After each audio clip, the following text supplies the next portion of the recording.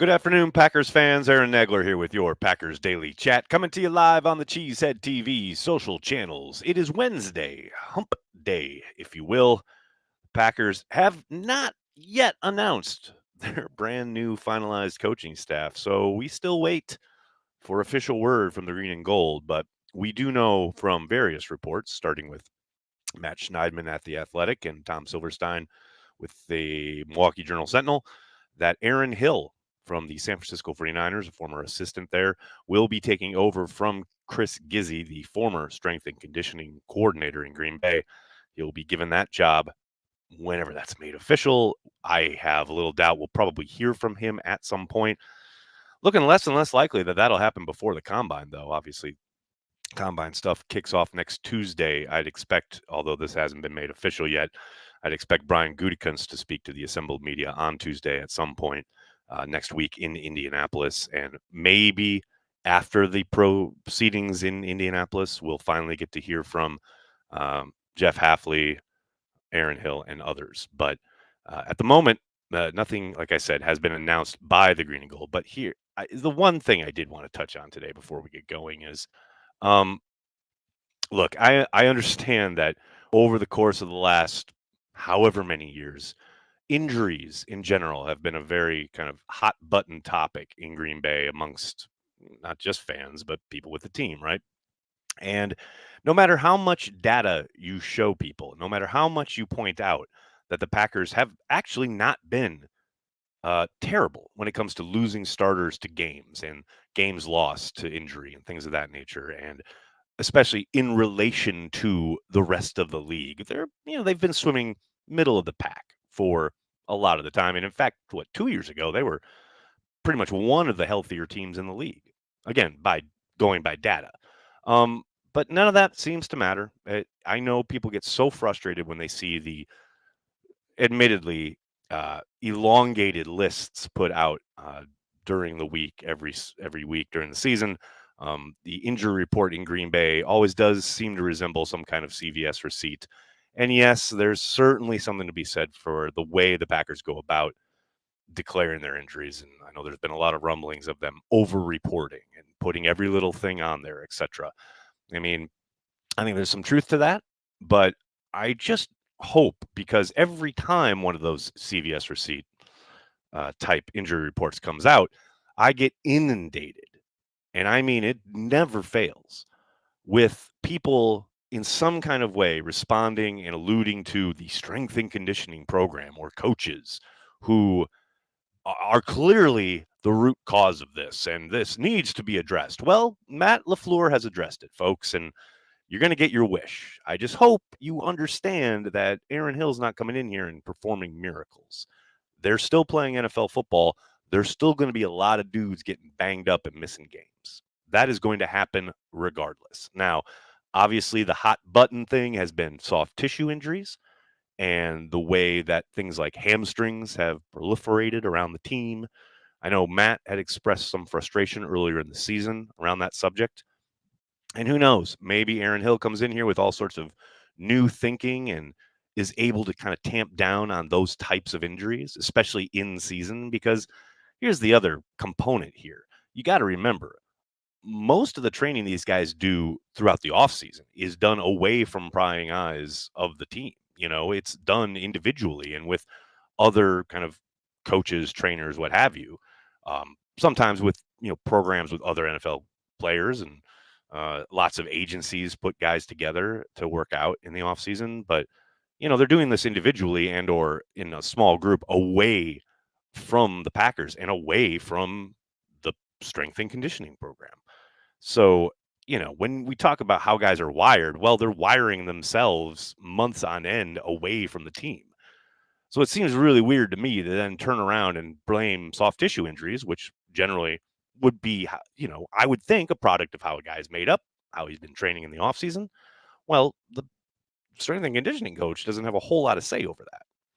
So I just think there are a lot of layers here, and I'm excited to get Aaron Hill in the building and see if he can produce some kind of material results, make some difference when it comes to the soft tissue stuff. But outside of that, he's not stopping people from tearing their ACLs or getting shoulder separations or breaking stuff. This is going to happen because they play a violent game and guys are going to miss time and the injuries will happen. They will be part of football until we all perish from this earth. So just want folks to understand that and hopefully temper their expectations of this sudden drastic reduction in injuries, which, by the way, ain't happening. Hello to everybody in the comment section. Hope you're all doing well. Good to see everybody. Already mixing it up. We got Sleep Enjoyer. That's a handle right there. Nags, it's my birthday. Go Pack Go. Well, happy birthday, Sleep Enjoyer. I hope you get some sleep on your birthday that you can enjoy. And I also hope you enjoy some stuff while you're awake. That's dope as hell, man. Happy birthday. Roberto, what's going on, man? 63 and 50, stepped up, faced elite defensive ends all year. You're not lying, man. I mean, it's interesting, too, because they obviously had pretty different seasons as far as Walker or Tom. But by the end, especially, yes, they were both really cooking. That 49ers game, Walker played very well against some elite competition. And Zach Tom was just, an absolute picture of consistency throughout most of the season. What's crazy is you look at Walker and his play, say, September, October, and then you compare it to December and January. It's a different player. It's a different dude out there.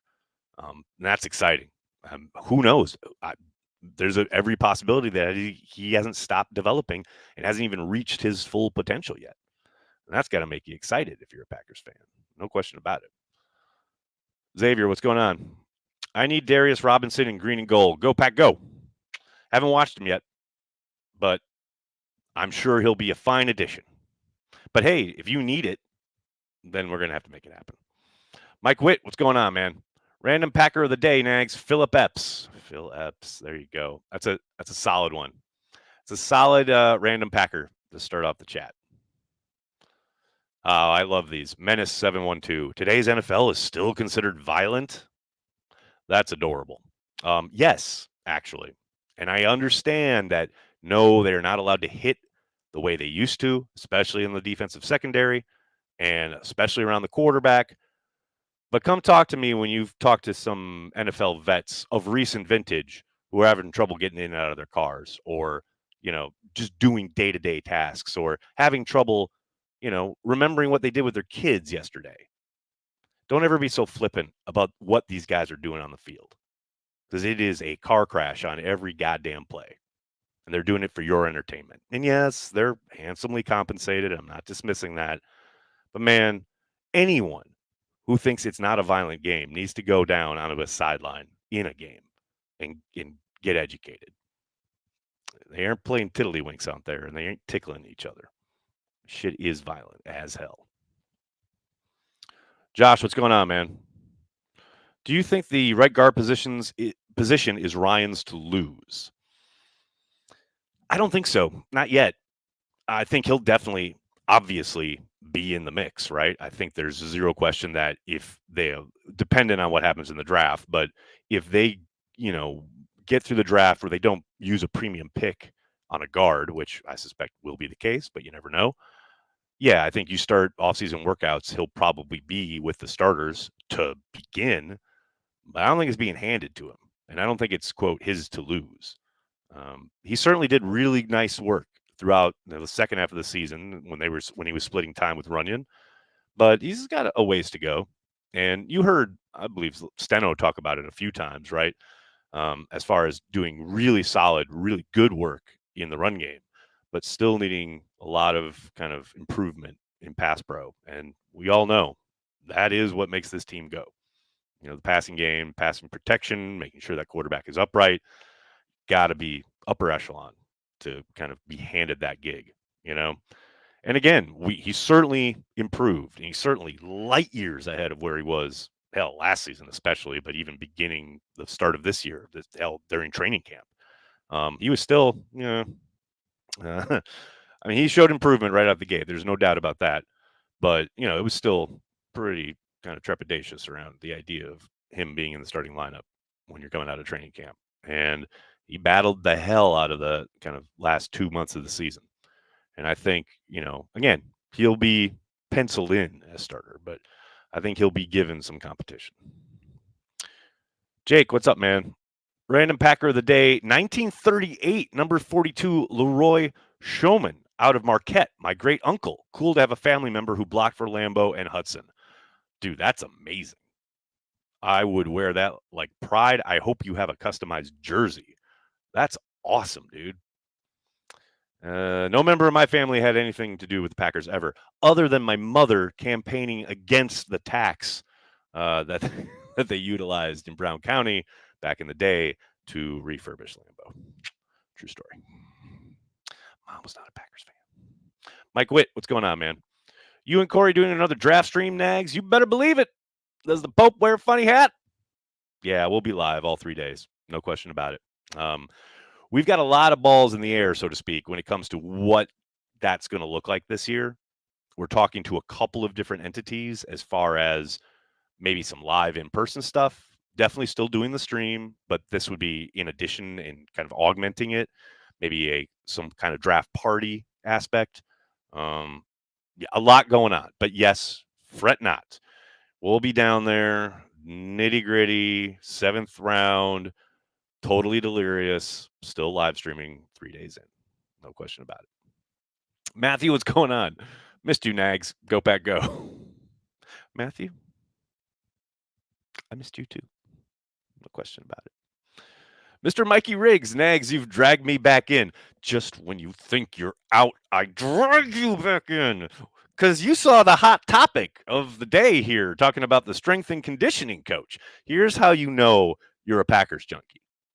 If you see here on YouTube, right, that little indicator, little button, light, whatever, that says that the channel is live, and then you see the topic being, oh, it's the new strength and conditioning coach, and you actually join, yeah, you're a Packer nerd, which is fine because that's what we are here. It's good. I get it. Xavier, what's going on?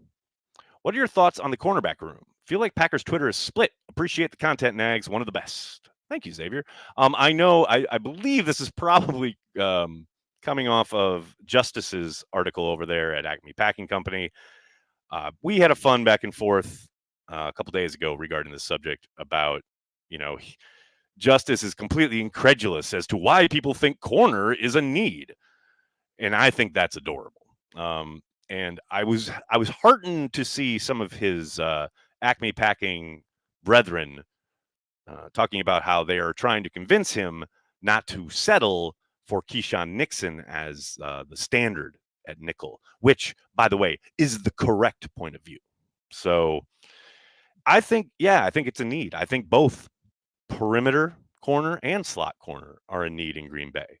I understand you have Jair Alexander, who is certainly a chess piece, and I know Justice has indicated he'd like to see Jair moved inside, something I've been pining for years. But the Packers don't seem amiable to going that way. Now, they do have a new coaching staff, and they do have a new scheme and everything. So maybe they go that route, right? But even then, fine. Now you're talking about what? Valentine and Stokes on the outside? You can't count on Stokes in any meaningful way. He is a wild card right now. The man barely played last year. We know he was coming back from injury, and as soon as he did, he got hurt again with the hamstring and then missed all that time. And then when he came back, I was literally just watching the Tampa game again today. Between the Tampa game and the Carolina game, yikes. I mean, there's no way you can head into a season next year and say, we're counting on Eric Stokes. I mean, look, this is not to besmirch his good name or anything like that. I know he's working his ass off, but man, they need a lot better from Stokes, and they need him on the field, which they haven't been able to count on in over a year. So that's a wild card, right? And then Valentine certainly showed promise. Certainly, probably, outkicked his coverage as far as being a 7th round pick and playing as much as he did in his rookie season. You certainly liked what you saw. And again, you did see some slot versatility at the end of camp in that Patriots preseason game. So there's some ability there. And maybe there's, a way to start utilizing him across the formation a little bit more. But man, yeah, no, those are your 3? Nah. Nah.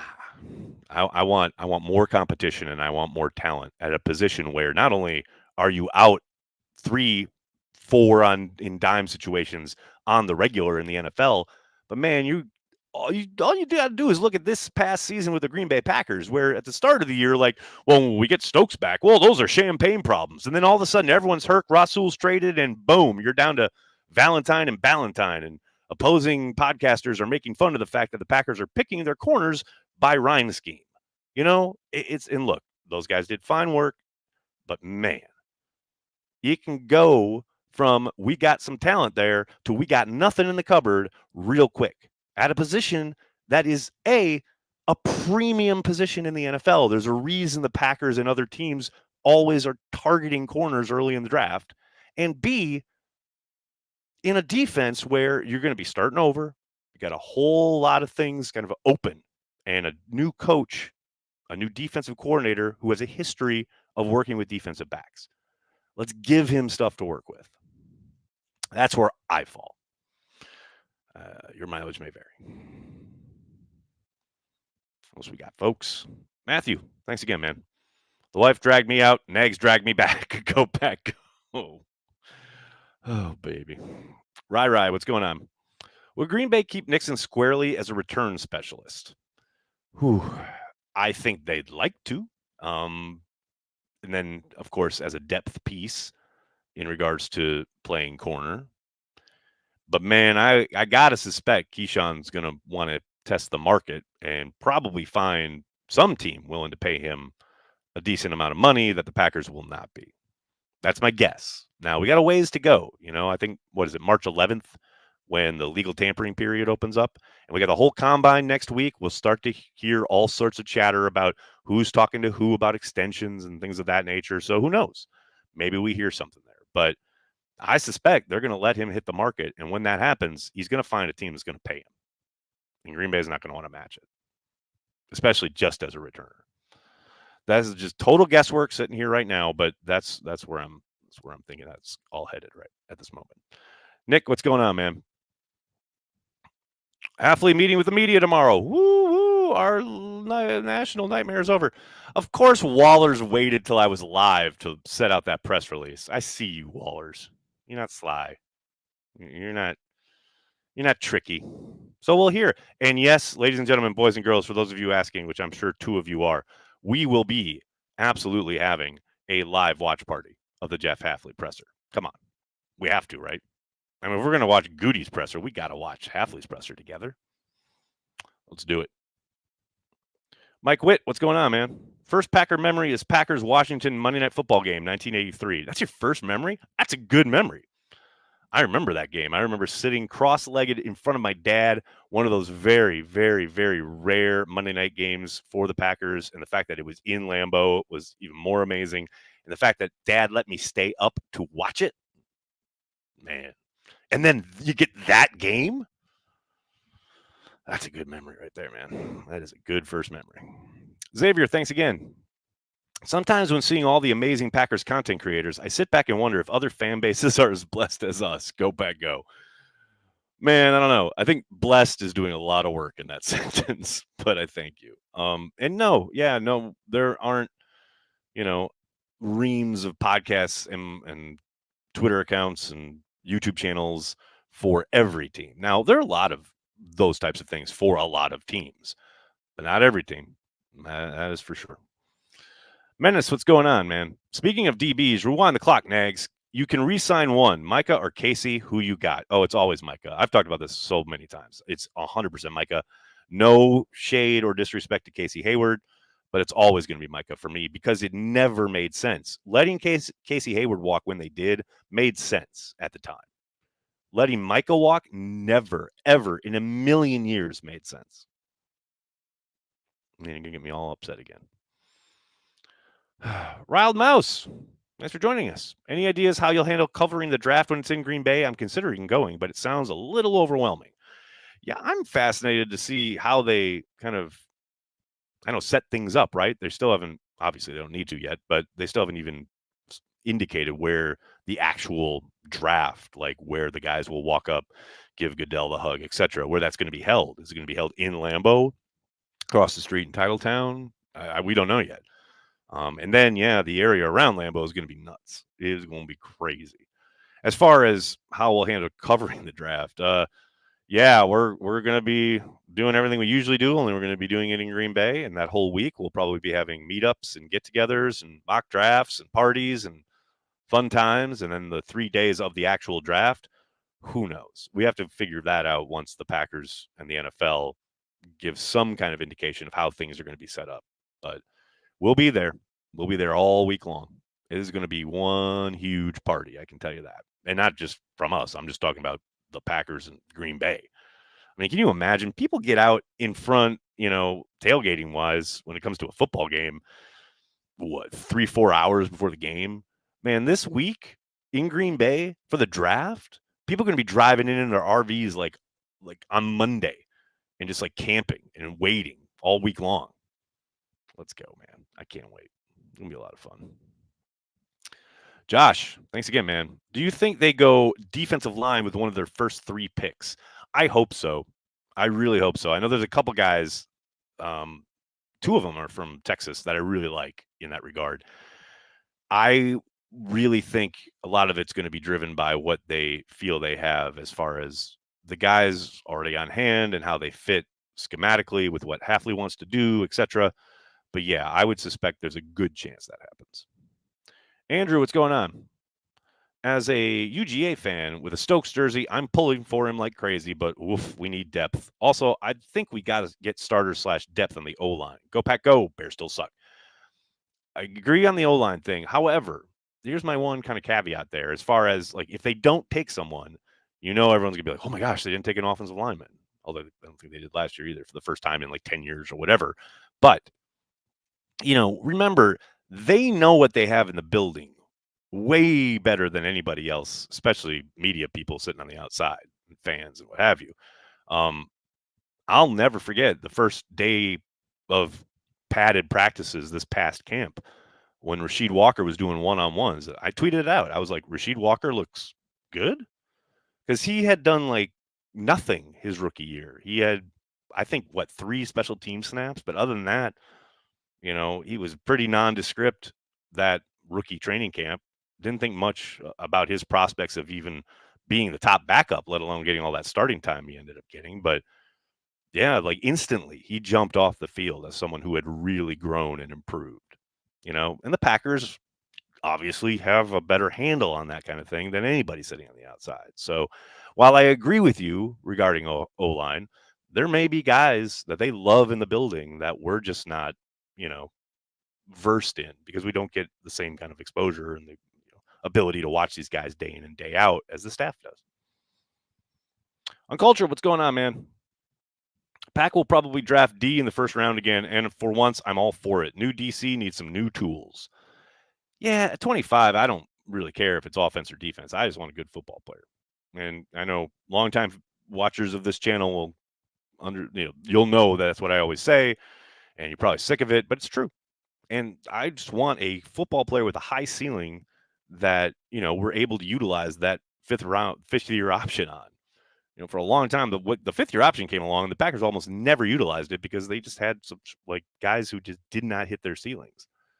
I want good football players who are going to be around for a long time that we can keep around and build around as core members of the team. I don't care if it's an offensive player or a defensive player. That's where I'm at. Your mileage may vary.